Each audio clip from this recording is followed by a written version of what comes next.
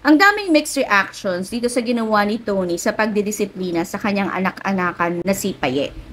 Himayin muna natin yung mga pangyayari ha. First, nagalit si Tony kasi parang tinuruan ni Paye yung anak niya na si Tyronia na maglihim sa kanya.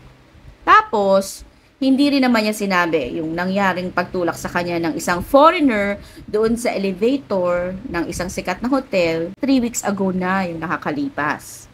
And lastly, ay yung pagtulog nitong teenager na ito nakasama ang kaibigang tomboy sa isang kwarto tapos nakalak pa yung pinto.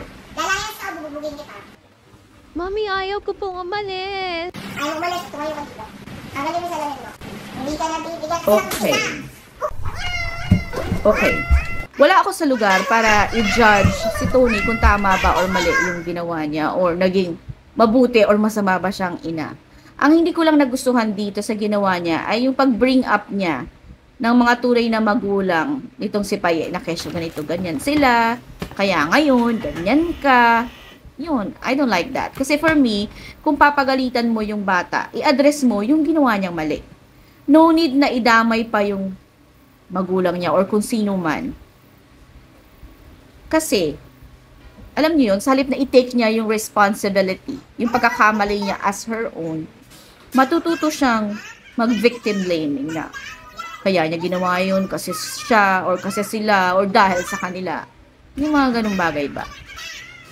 I hope you get my point. And about naman doon sa pambubugbog niya as a form of punishment, medyo malupit para sa akin. And I'm wondering, kaya ba niyang gawin yun sa tunay niyang anak? Kasi parang ginawa niya yun para mailabas yung sarili niyang frustrations. Sa halip na disiplinahin yung teenager na maitama yung kanyang bad behavior. Kagaya nga ng kwento ko dati na batang 80s ako at kaming magkakapatid lahat lumaki sa palo. Palo hindi bugbog. Effective ba ito as a form of discipline? Yes. During that time? Oo. Pero ang masasabi ko lang about doon sa experience ko na yun ay mas nanaig sa akin yung fear. Yung takot ko ba sa magulang ko kesa yung love sa kanila. Hindi ko matandaan na naging sweet ako sa parents ko nung bata ako up to college. Hindi rin ako naging open sa mga magulang ko, especially sa nanay ko. Actually, mas naging secretive pa nga ako. At madalas, pag may problema ako, I keep it to myself na lang, sinasarili ko na lang, and I try na gawa ng paraan or masolusyonan na ako lang. At wag na silang i-involve.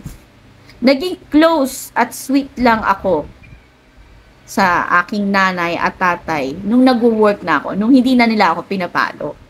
Kaya naman sabi ko sa sarili ko during that time na kapag nagkaanak ako ay hindi ko ipaparanas yung ganong klaseng treatment or pagpapalaki.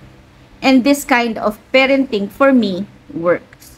Yung mga anak ko at their young age, alam na nila yung limitations nila and yung boundaries nila. Sobrang sweet din sila and they're very respectful.